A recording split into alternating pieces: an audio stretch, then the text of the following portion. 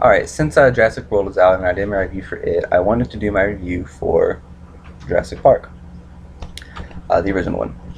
I also want to talk about, first I'm going to talk about the movie, and then I'm going to talk about the book, because the movie and the book, they are the same, but yet they're very different in so many ways. The movie starts out, a guy named John Hammond has found a way to recreate dinosaur DNA, and he wants to open an amusement park with live dinosaurs. In order to do this, he wants to get approval from a paleontologist. So he goes and finds two paleontologists named Dr. Alan Grant and Dr. Ellie Sattler. He invites them to come see his park and check it out. There is a mathematician named Dr. Ian Malcolm who kind of has the negative attitude in the movie. You know, like you can't do this. Dinosaurs had their time. That's why nature chose them for extinction. And he's right. There's also a guy who runs the security, and he's like the tech guy of the whole park. You know, he's in charge of like all the computer systems, all the alarms, all the everything. He's played by I don't know his name off the top of my head, but it's fucking Newman from Seinfeld. His name's Dennis Nedry in the movie. His plan is to steal dinosaur embryos and sell it to another company for money. Dinosaur tour is going on. He shuts everything down in the park, meaning everything is unlocked. All the gates are up. The dinosaurs can get loose, and they do. My favorite scenes in this movie is when they first get to the island, and John Hammond is taking Dr. Grant, Dr. Sattler, and Dr. Malcolm through this field, and they're in these jeeps and they're going through this field, and they stop for a second, and Grant's kind of sitting there, and he kind of happens to glance over, and he sees this huge ass dinosaur just walk right past him, and it's a Brachiosaurus. This is the first time he's ever seen a dinosaur, like a real live dinosaur, and the scene is just amazing with the music and everything. And you know, he's just in awe. He's like, you know, how did you do this? And Hammond's like, I'll show you. So he takes him through to meet all the scientists and all the doctors that helped create the dinosaur DNA. And there he learns that they have bred raptors. And if you've seen the movie, you know raptors are like the shit. They go on the rest of their tour. By the way, Hammond has two grandkids, Tim and Lex. Tim is like obsessed with Dr. Grant in this movie. He's a dinosaur enthusiast, just like Grant is. They go through the tour on like these SUVs. It's like on this little track. It's just pulling the cars, and they stop at certain spots. But they don't really ever see anything. And Grant's getting kind of pissed off. He's like, well, I came here to see these dinosaurs. And while the ride's going, or the cars while they're moving, they see like this sick triceratops, and they get out to go check it out. And Ellie Sattler, her and Hammond stay behind to attend to the sick triceratops, but Dr. Malcolm, Dr. Grant, and Tim and Lex go off and get back in the cars to go back. On the way back, since Nedry has shut the park down, the cars happen to stop right in front of the T-Rex paddock. So the T-Rex gets out and starts to terrorize them. They're stuck in the car. Dr. Grant manages to light up a flare and wave it for the T-Rex, to distract them from hurting the kids. Well, Ian Malcolm's dumbass decides he's going to get out and do the same thing. Well, he gets hurt, and in the process, the lawyer, Donald Gennaro, was with them too. He runs. Well, he's already hiding, actually, I think. Yeah, he's already hiding. He's hiding on a toilet. Well, the T-Rex eats his ass off the toilet, and he dies.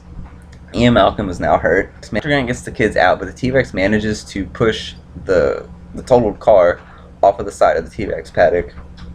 So now Dr. Grant, Tim, and Lex are now lost in Jurassic Park, which is where the movie picks up even more. Butler, and John Hammond, they find Malcolm, but they don't. And then that's when they realize, okay, well, where the fuck is Alan, and where are the two kids? With everything that's going on, all the characters are dealing with something at the same time, and they're not dealing with the exact same thing. They have their own problems because they're all separated now. Samuel L. Jackson is in this. He plays his name's John Arnold, I think, in the movie. He's another one of the tech guys, like the operations manager or something. He's trying to get the power back onto the park. Nedry gets killed by a Dilophosaurus. And two kids are dealing with the T-Rex issue. Ellie, Malcolm, and Hammond are dealing with the raptors. The raptors are like way worse than the T-Rex because they're smart, they're very good hunters, very good at tracking. This is where the term clever girl comes from. If you haven't seen the movie, the raptor tamer named Muldoon, he's getting ready to like line up a shot with a raptor, and then he turns and there's a raptor right there, and he's like, "Oh, clever girl," and then he gets killed. Grant, Tim, and Lex managed to make their way back to the visitor center. And I think Grant's like, stay here, I'm gonna go see if I can find Ellie and find help. Well, when they're left there, then the raptors come into the visitor center, so Tim and Lex are in the kitchen now, and the whole raptors in the kitchen scene, if you've seen the movie, you know what I'm talking about. The T-Rex ends up saving them, pretty much, and they get off the island, and Dr. Grant's like, I've decided not to endorse your park, and John Hammond's like, yeah, me too, and they leave, and that's pretty much the whole movie. In the book, John Hammond is an ass. Like, he only cares about money, cares about himself, whereas in the movie, he very, very loving man, very down to earth. He strictly wants people to be entertained by this park, and so his character was different. Dr. Malcolm's character in the book is the exact same. Dr. Grant's character in the book, kind of the opposite a little bit of what he was in the movie. In the movie, he was more like, he didn't like kids that much until he was stuck with them. In the book, he was described more of like this Indiana Jones type character who loved kids. And actually in the book, him and Ellie Sattler aren't together, whereas in the movie they are. Gennaro in the book, the lawyer that was with Hammond, that got eaten off the toilet, he wasn't a pussy in the book like he was in the movie. In the book, he was actually kind of a badass, and I think he made it through most of the book. I can't remember if he died, but he helped a lot. Like he was rough. Muldoon, the raptor tamer who got killed by the raptor in the movie, I don't remember if he makes it in the book or not. But John Hammond's character in the book dies. It's funny because his grandkids actually cause him to die. He's like out in this field or some shit, and the kids are in the control room, and one of them plays a sound of a T-Rex roaring, and it scares the shit out of him, and he fucking like falls down this hill and gets eaten. Also in the book, like the first two chapters, if you can make it through the first two chapters of this book, it gets a lot better. Like the first two chapters deal with like genetic coding, a lot of medical terms, a lot of science terms, talking about the future of science, the future of medicine, the future of everything, and it's kind of boring. But then it starts to talk about, what I thought was cool. It starts to talk about little events that happen off of the island. There's one scene in the book where this family is on vacation. I think they're like in Costa Rica. They're somewhere, but this little girl gets attacked by all these little tiny dinosaurs.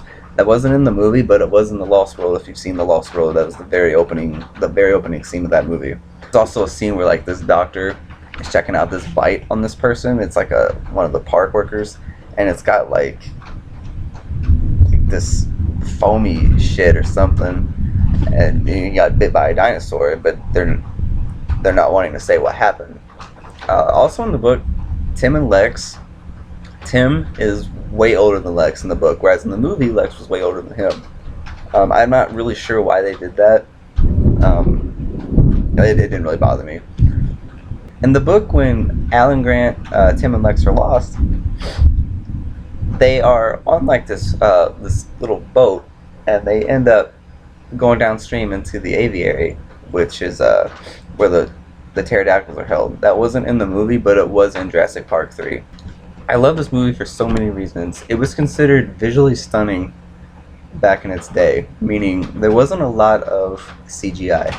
Um, CGI was very limited in this movie because they didn't have the technology back in '93 to do all the CGI like they do now, which is where a lot of people are complaining about Jurassic World, saying that